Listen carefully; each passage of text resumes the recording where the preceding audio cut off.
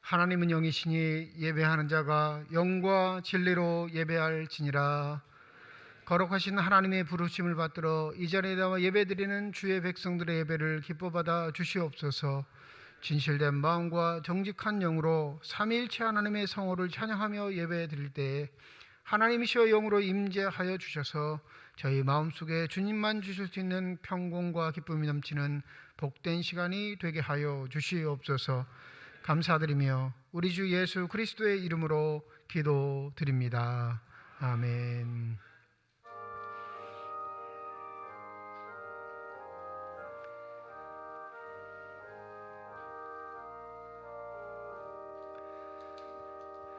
멸류관 벗어서 주 앞에 드리세. 저 천사 기쁜 노래가 온 땅에 퍼지네. 내 혼합 깨어서 주 찬송하여라.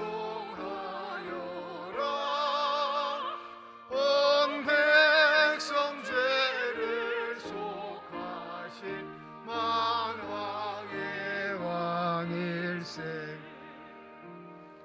멸류관 벗어서 주 앞에 드리세. 그 손과 몸의 상처가 영광 중 빛나네. 하늘의 천사도 그 영광 보고서 고난의 신비 알고자 늘 흠모하도다. 멸류관 벗어서 주 앞에 드리세. 온 세상 전쟁 그치고 참 평화 오겠네. 주 보좌 앞에서 온 백성 엎드려 그 한량 없는 영광을 늘 찬송합니다. 아멘.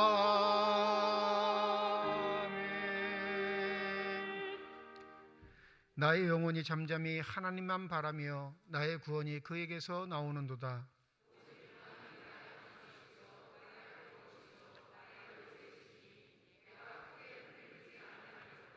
넘어지는 담과 흔들리는 울타리같이 사람을 죽이려고 너희가 일제히 공격하기를 언제까지 하려느냐.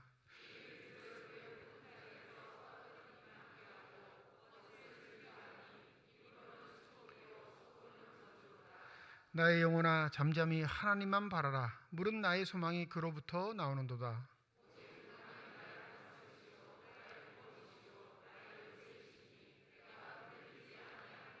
나의 구원과 영광이 하나님께 있으며 내 힘의 반석과 피난처도 하나님께 있도다.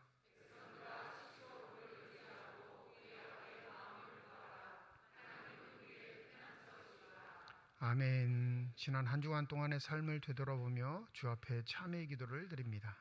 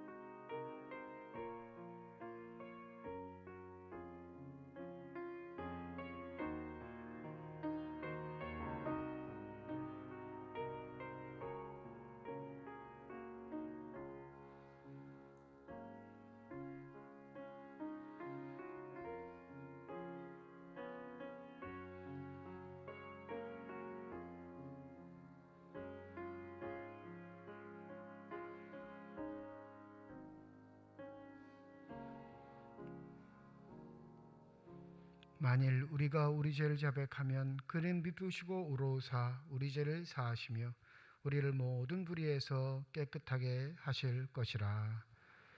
나는 전능하신 아버지 하나님 천지의 창조주를 믿습니다. 나는 그의 유일하신 아들 우리 주 예수 그리스도를 믿습니다.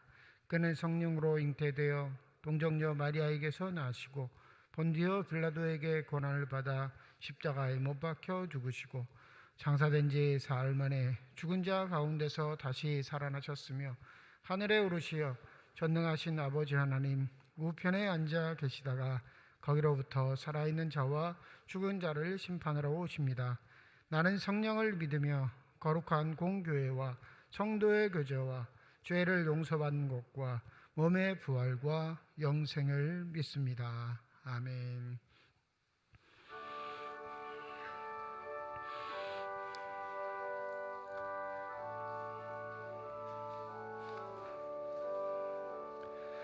이 세상의 모든 죄를 맑히시는 주의 보혈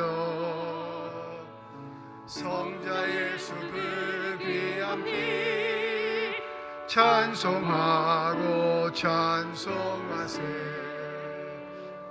주님 앞을 멀리 떠나 길을 잃고 헤맬 때에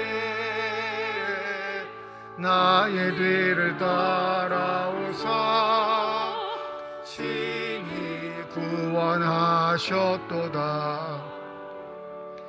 흰 눈보다도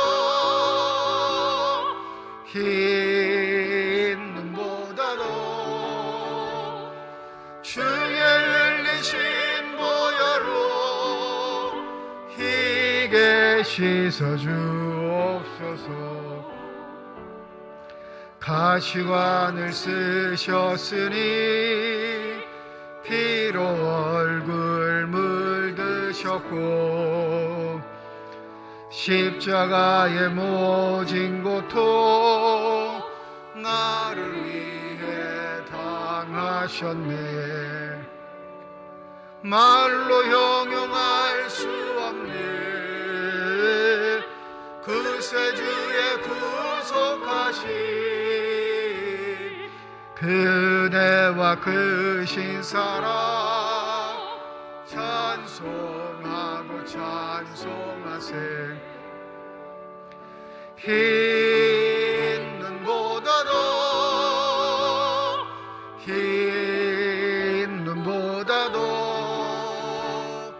주의 흘리신 보혈로 희게 씻어주옵소서. 아버지를 멀리 떠나 바른 길을 저버리고 여러 가지 죄악으로 주원같이 되었으니 물 같은 것 가지고는 씻을 수가 주 없네. 주여 귀한 보배 피로 날 정결케 하옵소서. 흰 눈보다도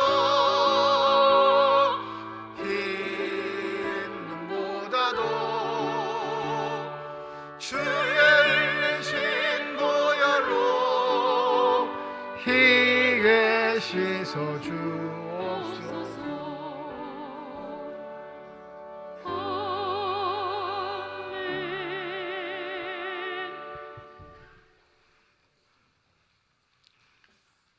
생명의 근원이 되시고 만물을 소생케 하시는 하나님 아버지, 오늘도 저희들을 인도하셔서 거룩한 성회로 모이게 하시니 감사드립니다.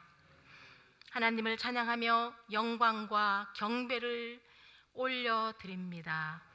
성령 하나님, 예배를 온전히 주관하여 주시고 신령과 진정으로 올려드리는 거룩한 예배가 되게 하옵소서. 하나님 아버지, 사순절을 보내고 있습니다. 갈보리 십자가 위에서 주님이 흘리신 피를 믿는 마음으로 바라봅니다. 우리의 허다한 죄와 허물을 고백하며 눈물로 자복하는 회개의 영을 부어 주시옵소서. 믿음으로 말미암아 그리스도의 사랑 가운데서 뿌리가 박히고 터가 굳어지게 하시고 하나님의 모든 충만하신 말씀으로 기도와 예배가 회복되게 하옵소서. 하나님 아버지, 이 나라 이 민족을 바르게 세워 주시옵소서. 정의가 강물처럼 흐르는 공의로운 나라가 되게 하시고 하나님의 말씀으로 든든히 나라를 세워가게 하옵소서. 세계 곳곳에서 일어나고 있는 전쟁과 지진을 하나님의 은혜와 긍휼하심으로 회복되기를 간구합니다. 하나님이시여, 전쟁이 끝나게 하시고 세계 평화와 무너진 땅을 회복시켜 주시옵소서. 주님의 큰 뜻 가운데 세우심을 받은 선교사님들을 위해서 기도합니다. 세계 곳곳에서 복음을 증거할 때 능력을 주시고 진리를 가르칠 때 지혜를 허락해 주시옵소서. 모든 열방과 나라들이 하나님이 살아계심을 알게 하옵소서. 지혜의 근본이신 하나님 아버지, 이 재단에 속한 교육기관을 축복하여 주시옵소서. 유치부에서 청년부에 속한 우리 자녀들이 말씀과 기도로 양육되게 하시고 흔들리지 않는 굳센 믿음으로 성장하게 하옵소서. 육신의 질병과 병마로 힘들어하는 많은 환우들을 치료의 광선으로 비추어 주시사 주님의 십자가 보혈의 피로 치료하여 주시옵소서.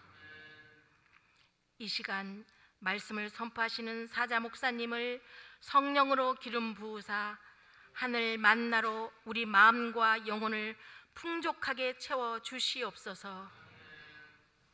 시온 찬양대의 찬양과 말없이 하나님을 섬기는 손길을 축복하여 주시고 하나님 홀로 영광 받으시옵소서.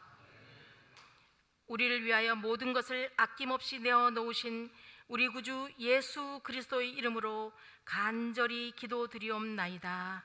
아멘.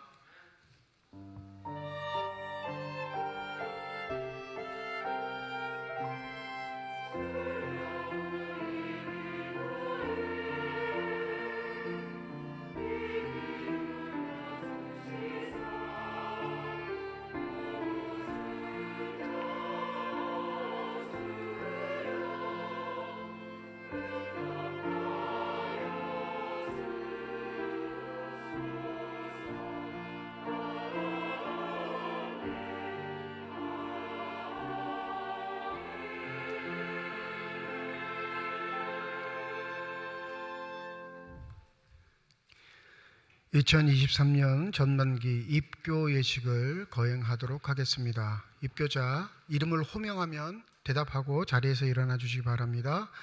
강영광, 최한결.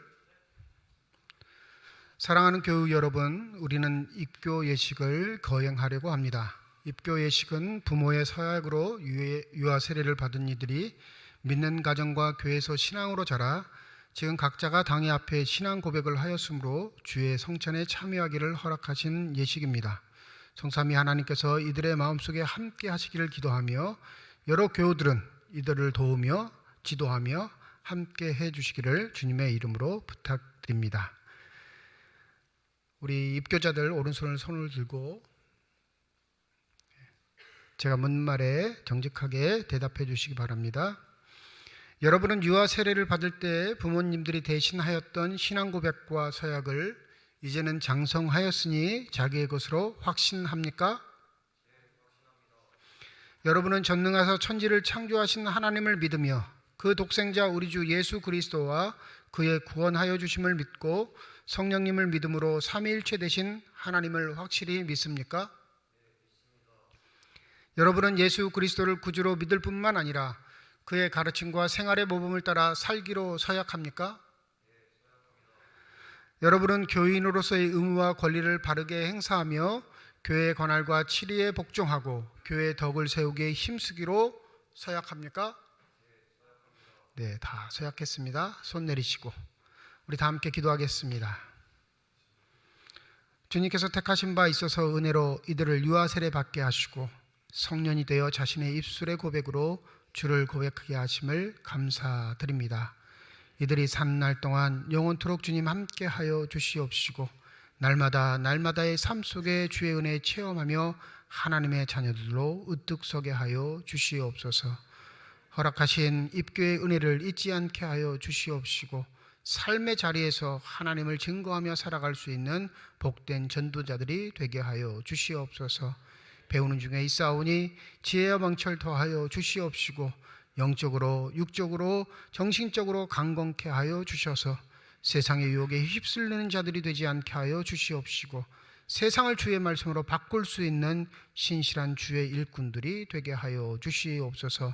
이제 당당한 어른들로서 교회 일에 참여할 때마다 지혜와 명철과 힘을 더하여 주셔서 이들의 세대를 통해 삼척중앙교회가 든든히 서가게 하여 주시옵시고 하나님의 영광 올려드리며 살아갈 수 있는 복된 삶들이 되게 하여 주시옵소서. 지금 갖고 있는 간절함과 떨림을 잊지 않게 하여 주시옵시고 영원한 하나님 나라의 백성으로서 인쳐주시는 하나님께 감사함을 가지며 하루하루 주의 이름으로 승리하는 복된 삶들이 되게 하여 주시옵소서. 감사드리며 예수 그리스도의 이름으로 기도드립니다. 아멘. 이제 선포합니다. 강영광, 최한결, 이들은 하나님과 온 교우들 앞에서 성실히 서약하였으므로 본 삼척중앙교회 입교인이 된 것을 성부와 성자와 성령의 이름으로 선포하노라. 이제부터는 교회가 베푸는 성찬에 참여할 것이며 주님의 특별하신 보호와 축복이 함께 하시길 주님의 이름으로 축원드립니다. 우리 박수로 축하하도록 하겠습니다.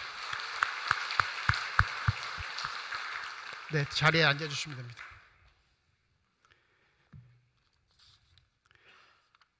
사순절 다섯째 줄 우리에게 주신 하나님의 말씀입니다. 구약성경 시편 130편 1절에서 8절까지의 말씀, 신약성경 요한복음 11장 38절에서 44절까지의 말씀입니다. 다 함께 자리에 일어나 하나님의 말씀을 받겠습니다.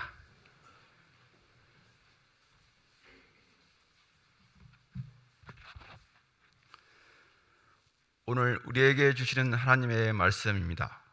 여호와여, 내가 깊은 곳에서 주께 부르짖었나이다. 주여, 내 소리를 들으시며 나의 부르짖는 소리에 귀를 기울이소서.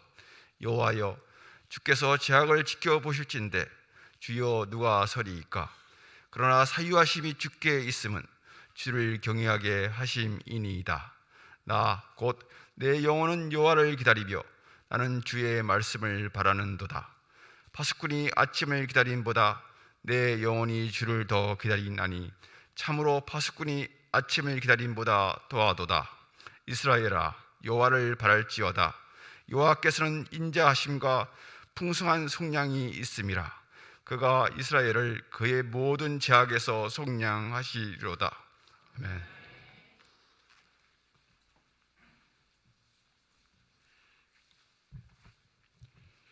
이에 예수께서 다시 속으로 비통히 여기시며 무덤에 가시니 무덤이 굴이라 돌로 막았거늘 예수께서 이르시되 돌을 옮겨 놓으라 하시니 그 죽은 자의 누이 마르다가 이르되 주여, 죽은 지가 나흘이 되었음에 벌써 냄새가 나나이다. 예수께서 이르시되 내 말이 뇌가 믿으면 하나님의 영광을 보리라 하지 아니하였느냐 하시니 돌을 옮겨 놓으니 예수께서 눈을 들어 우러러 보시고 이르시되 아버지여, 내 말을 들으신 것을 감사하나이다. 항상 내 말을 들으시는 줄을 내가 알았나이다. 그러나 이 말씀 하옵는 것은 둘러선 무리를 위함이니 곧 아버지께서 나를 보내신 것을 그들로 믿게 하려 함이니이다. 이 말씀을 하시고 큰 소리로 나사로야 나오라 부르시니 죽은 자가 수족을 배로 동인 채로 나오는데 그 얼굴은 수건에 쌓였더라. 예수께서 이르시되 풀어 놓아 다니게 하라 하시니라. 하나님께서 이 말씀을 통하여 우리에게 은혜 주시기를 원합니다. 아멘.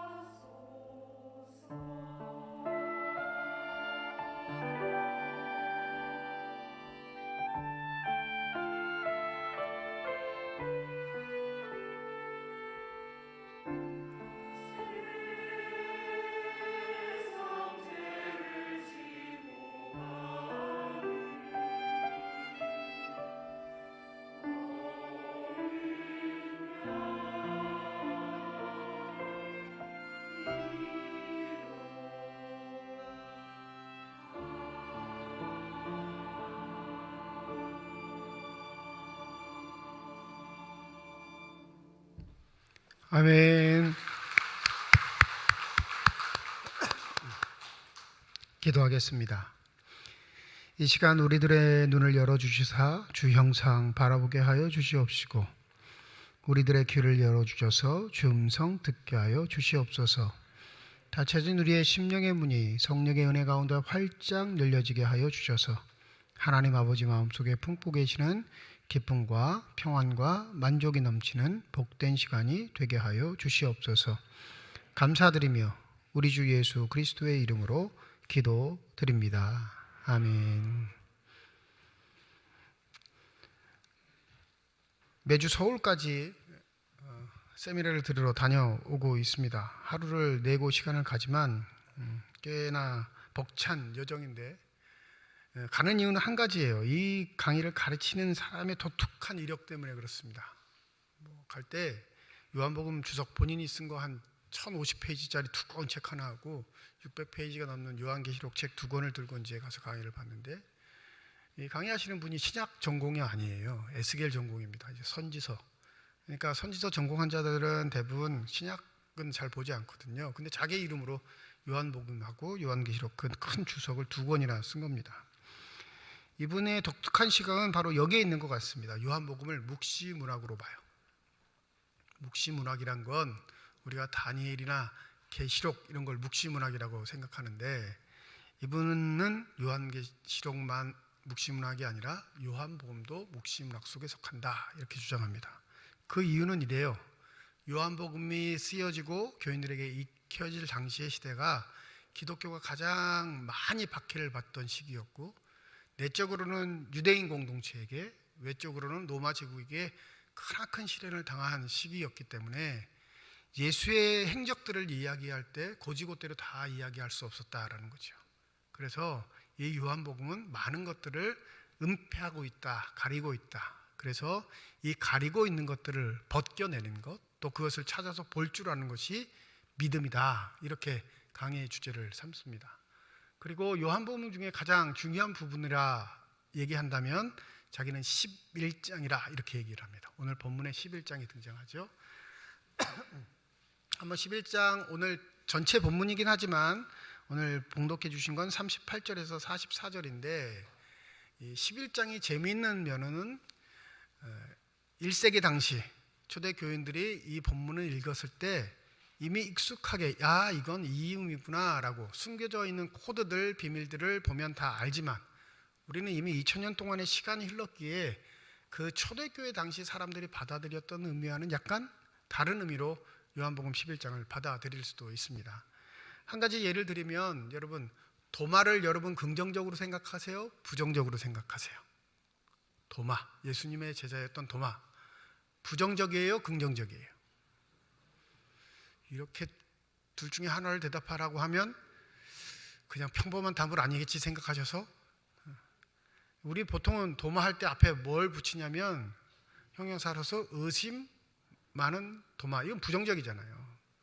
오늘 본문의 11장에 보면 도마가 등장하죠. 이 도마가 무슨 얘기를 하냐면 11장 16절에 디두모라고도 하는 도마가 다른 제자들에게 말하되 우리도 주와 함께 죽으러 가자 하니라. 이 도마가 요한복음에 총 7번 등장해요. 근데 이 도마가 했던 이 11장 16절의 고백을 초대교인들은 뭐라고 생각했냐면, 이게 우리의 신앙 고백입니다 라고 생각한 거예요. 무슨 고백이요? 우리도 주와 함께 죽으러 가자.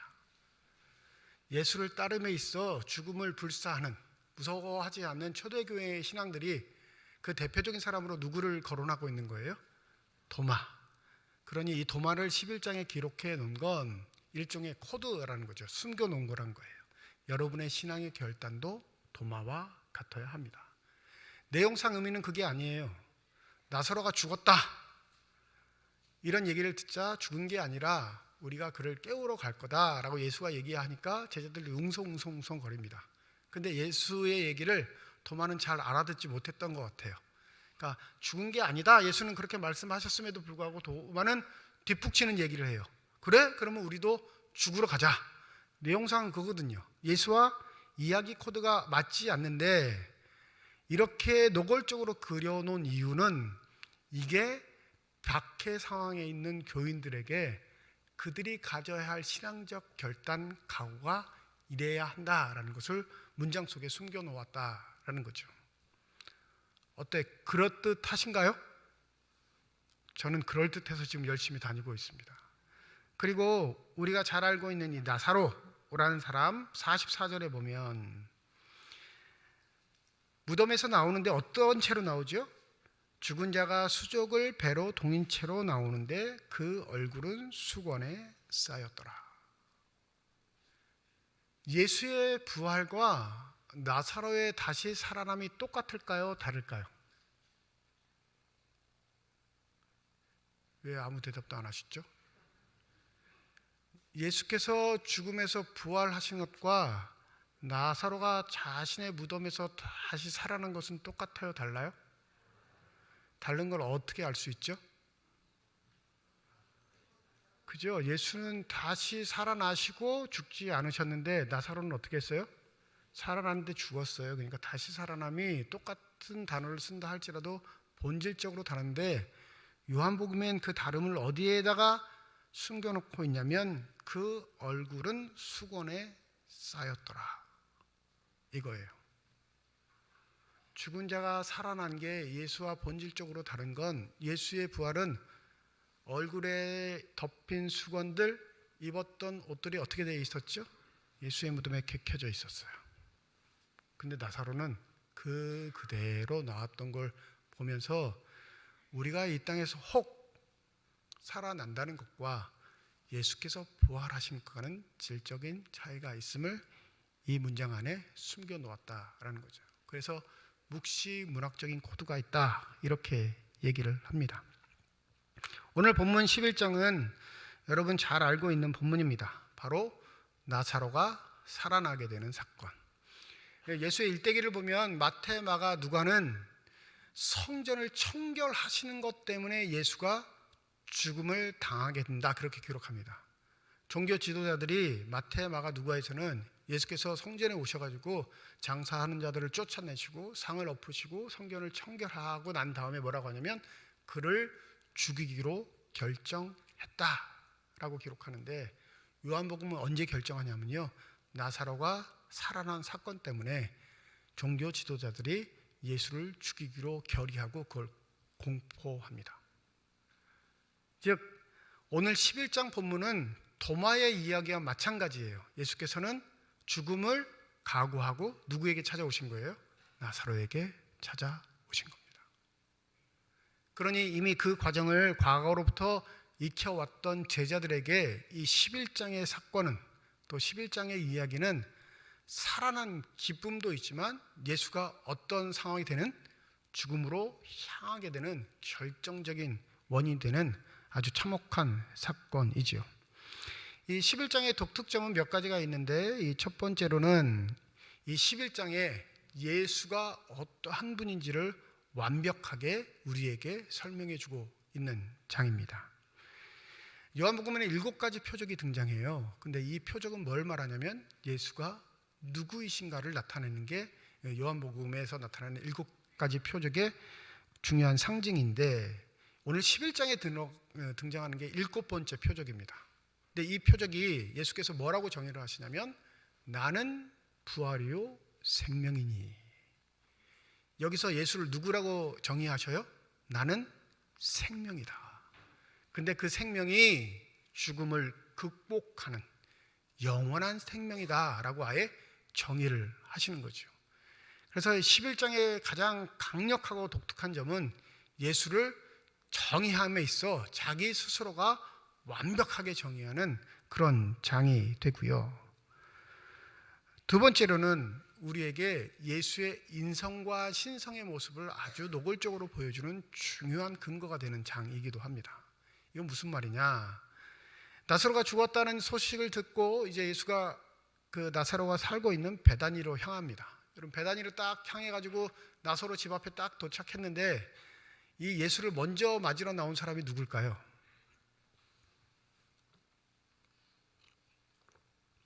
언니 마르다예요. 공관복음에서 보면 이 마르다와 마리아 얘기가 등장하는 건 예수를 자기의 집에 초대했을 때 예수가 말씀을 전하실 때 언니 마르다는 부엌에서 열심히 일하고 있는데 동생 마리아는 뭐 하고 있죠? 예수 앞에 앉아가지고 말씀 배우고 있단 말이에요. 그러니까 이제 마르다가 좀 화가 나가지고 주님, 저 아이가 저렇게 있는 걸 왜 보고만 계십니까? 저 아이에게 명해서 자기가 좀 할 일을 하라고 해 주십시오. 뭐 하라는 거예요? 그러니까 너 주제도 안 되는데 거기 껴있지 말고 이리 나와, 이 말인데 직접 얘기하지 않고 누구에게 얘기했어요? 주님한테 부탁했단 말이에요. 일종의 그 책임이 누구에게도 있다 말하는 거예요? 선생인 주님에게도 있습니다. 여러분 저기 주님 가르치시려면 좀 제대로 가르치십시오. 여자애가 말씀을 배워서 뭐 하겠어요? 주님과 손님들을 대접하는데 최선을 다할 수 있게 좀 내보내세요 라고 말합니다. 주님 뭐라고 하시냐면 뭐라고 하시죠? 가만두어라. 이는 이가 좋은 것을 택했고 너는 너가 좋은 것을 택했으니 그대로 하면 된다라고 말씀하세요. 이 상황에서 보면 누가 더 믿음이 좋은 자죠? 언니 마르다예요? 동생 마리아예요? 공관복음에서는 마리아가 믿음이 더 좋은 것처럼 그려집니다. 왜 그래요? 예수의 제자로서 말씀에 집중하니까. 보통 공관복음 이 본문이 나오면 목사님들 어떻게 설교하시죠? 봉사보다 몸으로 일하는 것보다 뭐 더 먼저 생각하라고요? 주의 말씀에 순종하는 것, 그 말씀을 배우기를 열망하는 것, 말씀을 가지고 예배드리는 것에 집중해라, 이 이야기로 설교를 하시죠. 근데 요한복음 좀 달라요. 오늘 본문은 예수가 그 집에 도착하자마자 뛰어나온 건 언니 마르다입니다. 근데 대하는 걸 보세요. 놀라워요. 믿음의 이야기, 부활의 이야기를 하는데 믿음이 없으면 결코 받아들일 수 없는 이야기들을 계속 예수와 주고받습니다. 거기서 나오신 말씀이 뭐냐면 나는 부활이요 생명이니 나를 믿는 자는 죽어도 살겠고 살아서 나를 믿는 자는 영원히 죽지 아니하리니 이것을 내가 믿느냐? 그러니까 뭐라고 대답했죠? 주여 내가 믿습니다. 마지막 날에는 죽은 자들이 다시금 다 살아날 것을 내가 믿습니다. 이게 마르다의 고백이에요. 육적인 이야기인가요? 영적인 이야기인가요?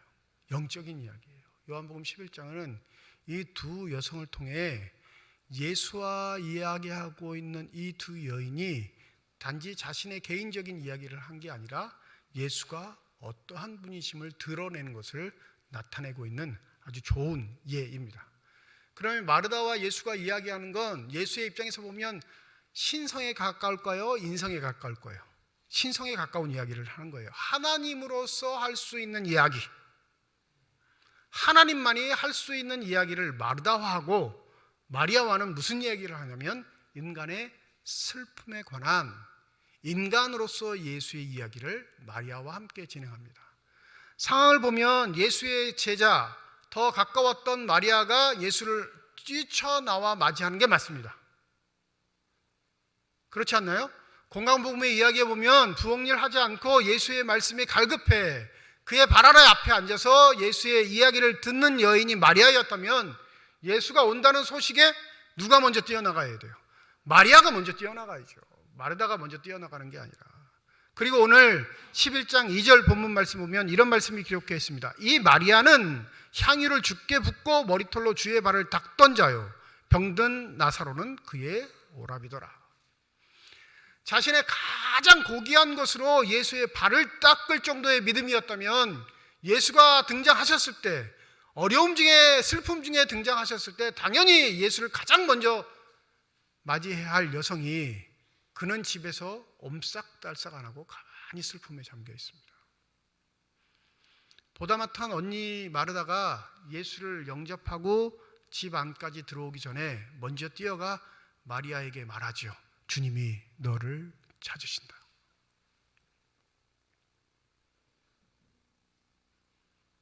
여러분 아무리 대단한 믿음을 가지고 살아가도요 우리가 한계로 갖고 있는 이 육신적인 절망, 고통, 아픔이 때로 그 믿음을 눌러버릴 때가 있음을 잊지 마시기 바랍니다. 근데 놀라운 건 주님이 마리아를 책망하시거나 혼내시거나 꾸짖지 않으세요. 이게 참 하나님의 속성입니다.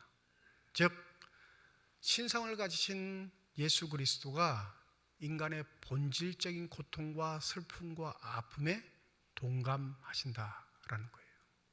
마리아가 그러죠. 주님이 여기 계셨더라면 우리 오라비가 죽지 아니하였을 것입니다. 그러니까 마리아는 지금 신앙적 믿음보다 인간적 고통과 아픔 때문에 주저앉아 있는 상태, 일종의 마음이 침체되어 있는 상태입니다. 놀라운 건 35절에 보면 예수께서 눈물을 흘리셨다 기록합니다. 그 고통과 아픔이 어떻게 하셨다고요? 동감하셨다는 거예요.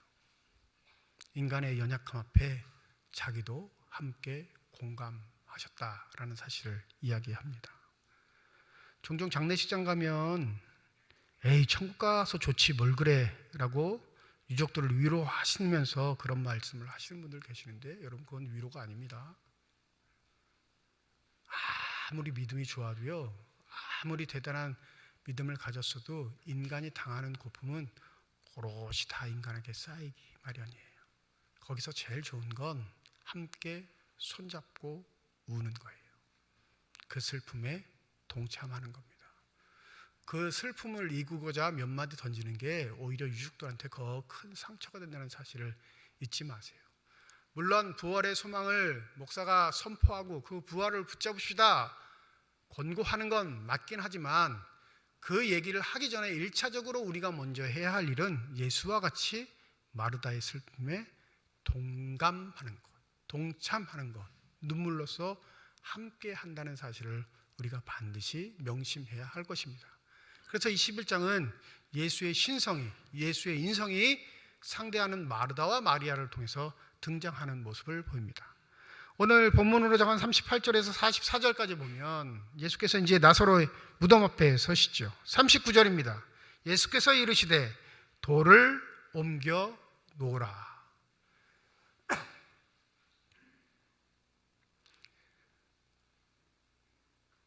지금 장례를 다 치러가지고 시신을 굴 안에 넣고 무덤을 막아놨습니다. 근데 무덤 앞에 서신 예수가 뭐라고 하시냐면 돌을 옮겨 놓으라. 여러분 이 명령을 어떻게 받아들이시겠어요? 우리는 다 마르다 같이 얘기할 거예요. 39절입니다. 돌을 옮겨 놓으라. 그 뒤에 우리 그 죽은 자의 누이, 거기부터 한번 읽어보겠습니다. 39절 하반절 시작.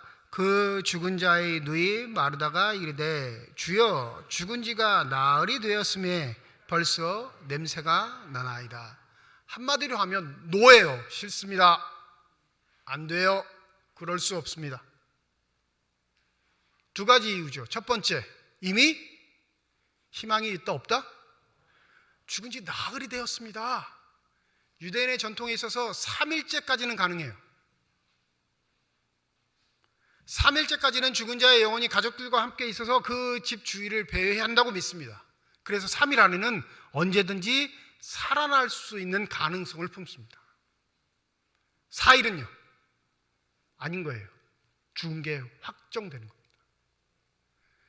그러니 마르다의 말은 무슨 말이에요? 주님, 돌 굴려서 무덤 문 열어도 이건 가능성 없는 이야기입니다. 무슨 말씀하실지는 제가 예측컨대 알긴 하겠지만 아닙니다.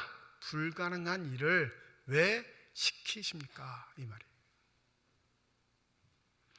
인간의 시선으로는 이미 확증된 사실, 더 이상 이루어질 수 없는 일에 대해 주님이 명령하는 건 이해가 되지 않는 상황인 거죠. 그러니 첫 번째 반대의 이유는 이미 죽었고 희망도 없고 가망도 없습니다. 더 괴롭게 하지 마십시오. 두 번째 이유가 있죠. 뭐라고 그래요? 냄새가 난대요. 썩기 시작했다는 거죠. 그러니 그 죽은 자의 기운이 살아있는 자의 기운을 잠식하지 못하도록 막고 간격을 두고 거리를 두는 게 맞습니다. 여전히 종종 그런 걸 물어보신 분들이 계세요. 자녀가 결혼을 앞두고 있는데 목사님 장례식장에 가도 되나요? 여러분 어떻게 생각하세요? 이게 대단히 독특한 사람이라 물어보는 게 아니라 자녀의 장래에 미칠 영향력 때문에 그런 거예요.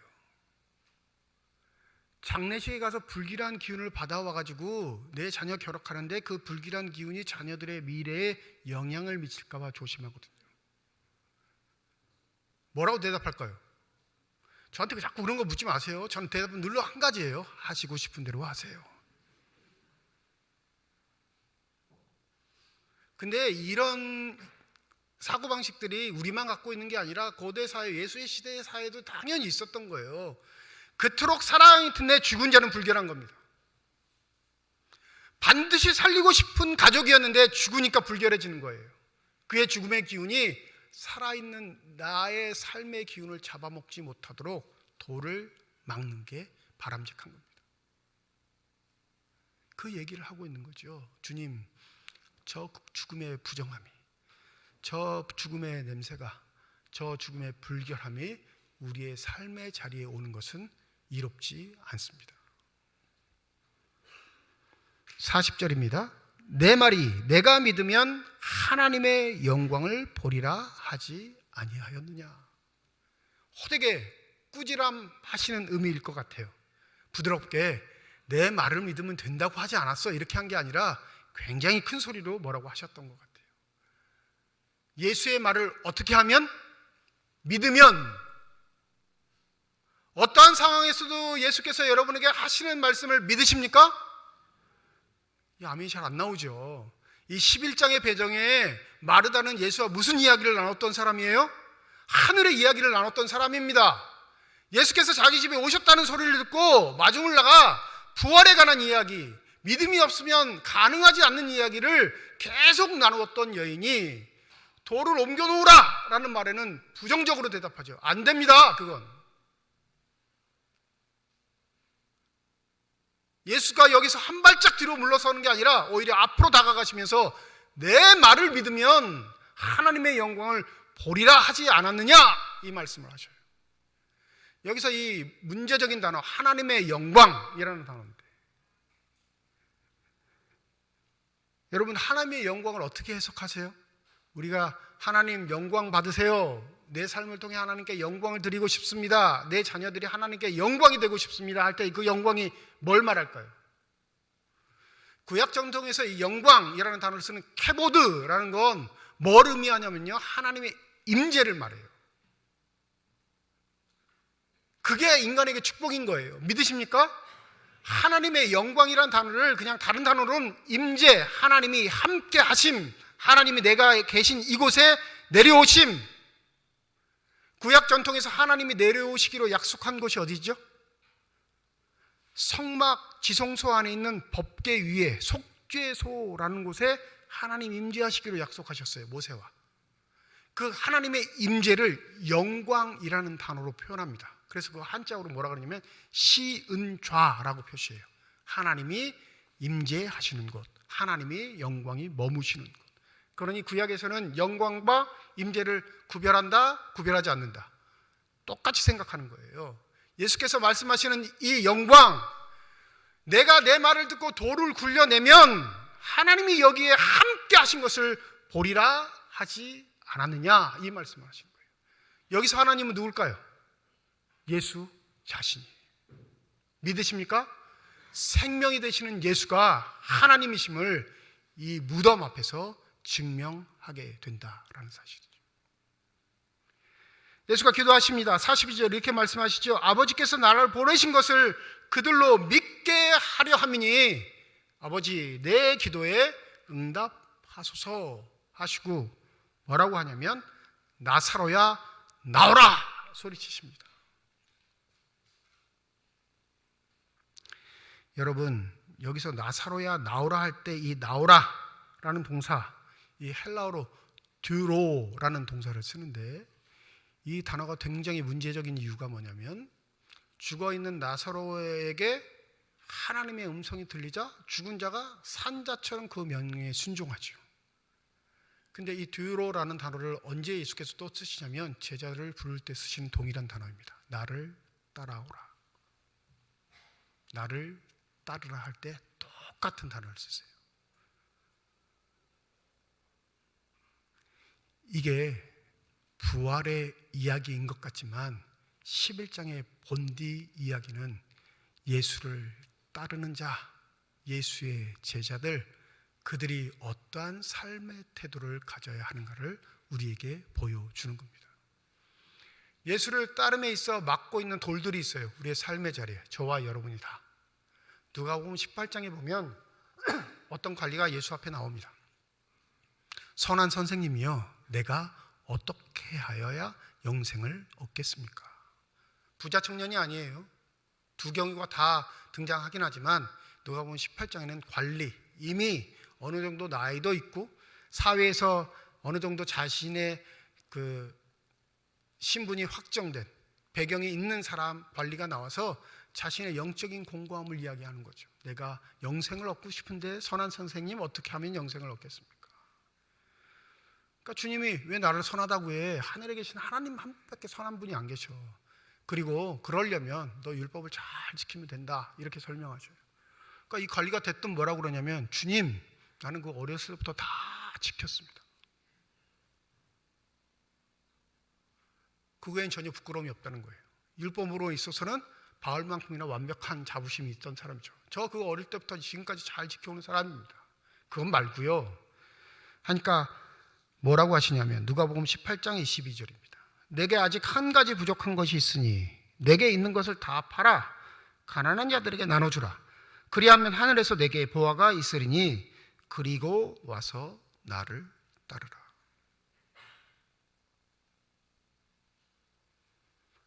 어떻게 했을까요? 도망갔죠.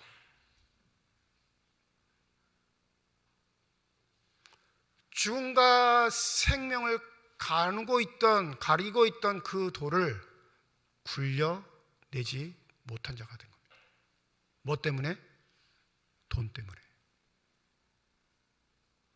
겉은 그럴듯한데, 어릴 때부터 믿음은 지켜온 것 같은데 되게 좋은 사람인 것처럼 평판이 나 있는데, 그는 영생의 문제에 있어서 예수를 생명으로 받아들이지 않은 큰 돌을 자신의 삶의 앞에 고대로 둔 사람입니다. 돌을 치우지 않으면요, 나를 따르라, 나사로야 나오라 라는 말을 듣지 못합니다. 뭐라고 하셔요?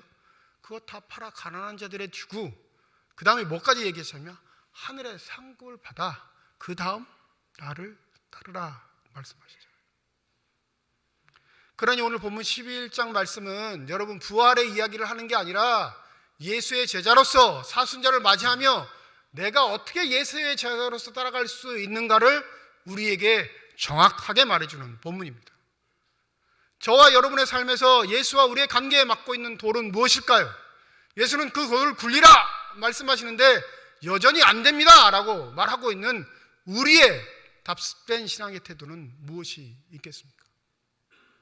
어떤 분은 자녀가 돌일 수 있어요. 신방 가보면 그런 말 하시는 분 계시거든요. 아유, 애들은 철들면 알아서 믿겠죠. 저만 잘 다닐게요. 대단한 믿음이에요. 근데 제 생각엔 그렇지 않아요. 너무 세상의 방법에 익숙해져 있는 걸 모릅니다. 삼척이라고 다를까요? 저 강남에 있을 때는 중간고사 기간, 기말고사 기간 되면 한 달 전부터 애들이 안 나와요. 한 달 전부터. 언젠가는 중고등부 담당인데 선생들만 앉아서 예배 드린 적이 있었어요. 3년 만에 손 들었습니다. 담임 목사한테 가서 저 중고등부 못하겠습니다. 왜? 제 능력으로는 애들이 주일 성수를 지킬 만큼의 믿음도 가르치지 못하는데 제가 어떻게 애들 가르치겠습니까? 저 중고등부 못하겠습니다. 잘릴 줄 알았는데 이뻐하셨는지 그럼 청년부로 가, 내년부터는 바꿔줄게.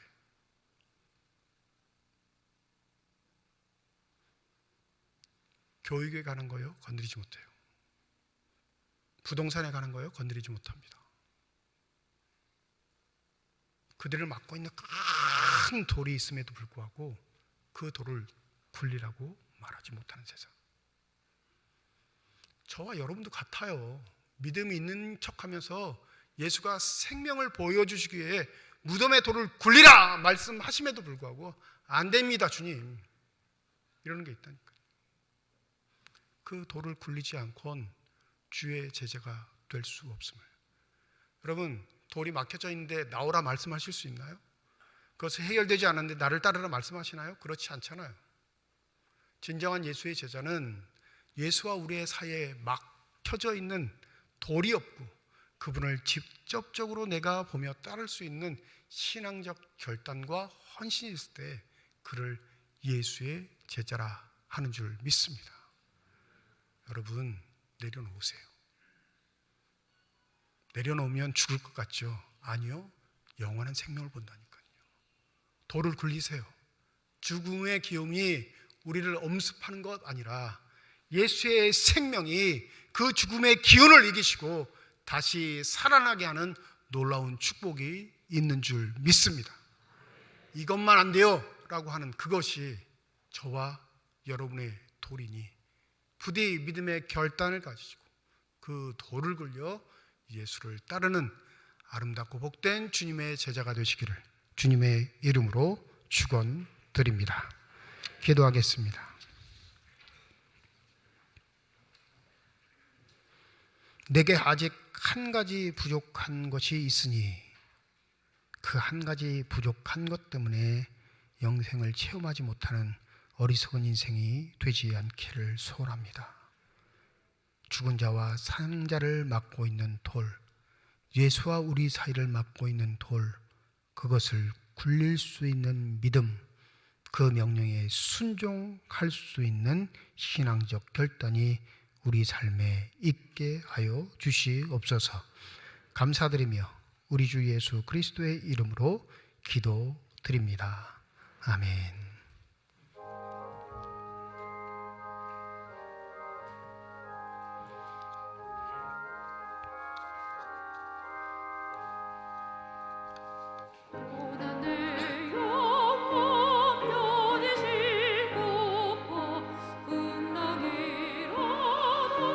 안전한 폭풍까지도 다스리시는 주의 영원한 팔을 지혜 주의 영원하신 팔 함께하사 항상 나를 붙드시니 어느 곳에 가든지 요동하지 않음을 주의 팔을 의지함이라.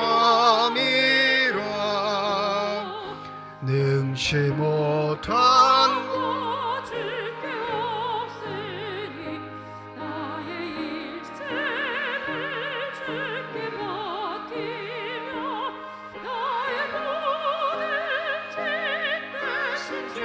시는 주의 영원한 팔을 지혜 주의 영원하신 팔 함께하사 항상 나를 붙드시니 어느 곳에 가든지 요동하지 않음을 주의 팔을 의지함이라. 이건옥 장로님 가정에서, 윤재면 장로님 가정에서, 김재경 장로님 가정에서, 한동환 수집사님 가정에서, 최계원 집사님 가정에서, 김흥교 집사님 가정에서 건축 헌금 드리셨습니다. 하나님 아버지 은혜와 사랑을 진심으로 감사드립니다. 거룩한 주의 전에 나올 수 있는 여건 허락하여 주시고 나올 때 빈손으로 나오지 아니하고 주 앞에 들릴 수 있는 예물 있게 하심을 감사드립니다. 11조 헌금으로, 감사헌금으로, 1000번째 헌금으로, 선교헌금으로, 장학헌금으로, 건축헌금으로, 구호헌금으로, 주일헌금으로 드리는 손길마다 주의 은혜 가운데 복 내려 주시사 이 땅 살아갈 때에 필요한 것 채우시는 하나님의 은혜를 누리는 사람들이 되게 하여 주시옵시고 살아가는 동안 후히 나누고 베풀 수 있는 축복의 손길들이 다 되게 하여 주시옵소서. 이 예물이 쓰여지는 곳 하나님의 사랑이 널리진 것 되게 하여 주시고 하나님의 이름으로 심겨지게 될 때 30배, 60배, 100배의 결실을 통해 여전히 우리를 통해 일하고 계시는 살아계신 하나님의 권세와 능력이 나타나는 아름답고 복된 예물만이 되게 하여 주시옵소서. 예물을 드릴 때 기도의 정을 담아 드리는 손길과 과정 주께서 아시오니 우리의 기도에 응답하시는 주님, 우리의 삶의 자리에 찾아와 우리를 만나 주시옵소서. 그리하여 우리의 삶의 자리에 있는 고통, 아픔 때문에 절망하거나 좌절하지 않게 하여 주시옵시고 믿음의 눈을 들어 우리와 함께 하시는 예수를 바라보게 하여 주셔서 그 어떠한 경우에도 주저앉지 않고 믿음의 길을 우직하게 걸어갈 수 있는 복된 삶들이 다 되게 하여 주시옵소서. 주의 몸된 교회를 위해 수고하고 애쓰는 많은 일꾼들이 있습니다. 특별히 시온 찬양대, 시온 앙상블을 비롯한 예배 위원들과 주일학교 교사를 비롯한 재직회 모든 사람들을 기억하여 주시옵시고 늘 한결같이 성령의 충만함을 더하여 주셔서 하나님께 아름답게 헌신하고 봉사할 수 있는 믿음을 통하여 하나님의 놀라운 축복을 받아들일 수 있는 복된 삶들이 되게 하여 주시옵소서. 병상에 누워있는 환우들 주의 도우심을 간구할 때 그 기도에 응답하여 주셔서 병상에 찾아가 치유시키시고 회복시키는 하나님의 놀라운 축복을 누리게 하여 주시옵시고 타지에 나가 일하고 공부하고 있는 우리 자녀들에게 하나님의 능력과 권세로 함께하여 주시사 어떠한 경우에도 세상의 타락에 물들지 않게 하여 주시옵시고 당당하게 주님의 자녀들로 살아가는 복된 삶들이 되게 하여 주시옵소서. 감사드리며 우리 주 예수 그리스도의 이름으로 기도드립니다. 아멘. 우리 함께 인사하겠습니다. 하나님의 축복이 여러분과 함께. 네, 감사합니다. 우리 옆에 분과 손 흘리면서 인사하시죠. 하나님의 축복이 옆에 계신 분과 함께. 감사합니다. 다음 주일은 종료 주일로 지키는 주일이고 1부, 2부 예배와 오후 찬양 예배가 있습니다. 또 이번 주 수요 예배는 필리핀에 선교하고 계시는 최부식 목사님 오셔서 설교해 주시고 선교 보고를 해 주시겠습니다. 이번에 들어오신 건 건강 검진도 있고 또 부탁하실 일들도 있어서 함께 들어오셔서 우리들에게 말씀 전해 주실 때 또 부탁의 말씀도 있으실 거예요. 대강은 본인이 사역하고 계시는 곳이 빈민촌 아이들이 있는 산악 지역을 비롯한 빈민촌 아이들이 있는 지역이어서 아이들에게 이제 도서관을 좀 세워주고 싶으신 마음이 있으셔서 그 도서관 건립하는데 교회들이 좀 동참해 주셨으면 좋겠다라고 이렇게 미리 언지를 좀 주셨습니다. 필리핀 지역이어서 아주 거대한 거 세우는 게 아니라요, 대나무로 만드는 집, 거기를 도서관으로 만들어서 한 동을 짓는데 책까지 다 하면 한 500만 원 정도 드는 것 같아요. 대나무 집을 짓는데 200만 원, 기자재 뭐 책을 넣는데 한 300만 원에서 500만 원 정도 드는데 이걸 몇 개 동을 이제 계획을 하고 계시나 봐요. 그래서 설교도 하시면서 이런 일들이 있습니다라고 우리에게 알려주실 테니까 또 마음에 감동되시는 분들, 그 선교하는 일에 동참하시고 싶은 분들을 함께 해주시면 감사하겠고요. 그렇지 않으셔도 수요 예배 때 오셔서 우리 선교사님을 통해 말씀을 통해 은혜 받으셨으면 좋겠습니다. 고난주간 특별 새벽기도회 4월 3일부터 7일까지 미리 알려드립니다. 한 주간 동안 여러분 일정을 좀 비우시고 그 한 주간 동안만은 새벽기도에 나오셔서 주의 고난을 또 주와 함께 하시며 묵상하는 귀한 시간이 되시기를 소원합니다. 금요기도회 이번 금요일 저녁 9시 본당에서 있습니다. 다음 주일 종료 주일이면서 성찬 예식이 있는 주일입니다. 1부, 2부 예배 시에 성찬 예식이 있으니까 한 주간 동안 성찬 예식 받으기에 부족함 없도록 기도로 준비해 주시길 부탁을 드립니다. 예배 후에 1층 사무실에서 정기 당회로 모이겠습니다. 정기 재직회가 다음 주일 2부 예배 후에 본당에서 있습니다. 우리 재직들 참석하셔서 좋은 의견 나눠주시면 감사하겠습니다. 트리키의 시리아 지진 구호 헌금은 오늘로 마감을 합니다. 여러분이 정성껏 내주신 구호 헌금 우리가 잘 합쳐서 총회에 제출하도록 하겠습니다.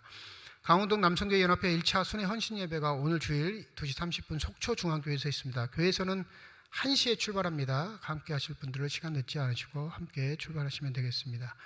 2024년 전반기 입교자 강영광, 최한결 이렇게 두 사람입니다. 잠깐 일어날까요? 자리에서. 준비하신 꽃다발 전달해 주실 때 우리 큰 박수로 축하하도록 하겠습니다. 네.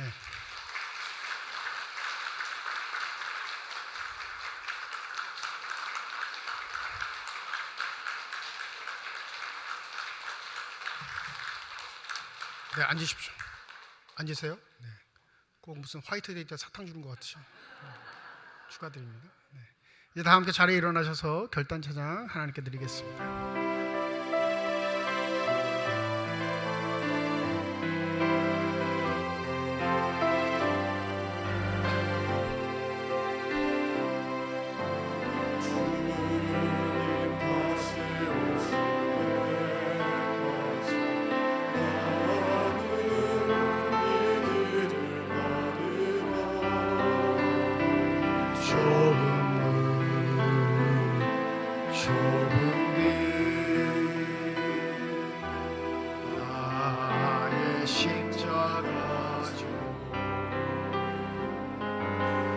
나의 가는 길 끝에서 나는 주님을 보리라.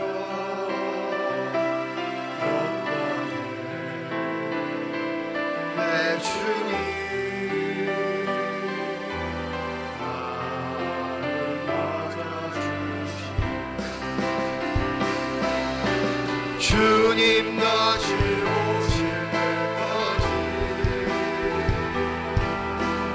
나는 일어나 달려가리라. 주의 영광 높을 때 나는 일어나 노래하리. 내 사모하는 주님 온 세상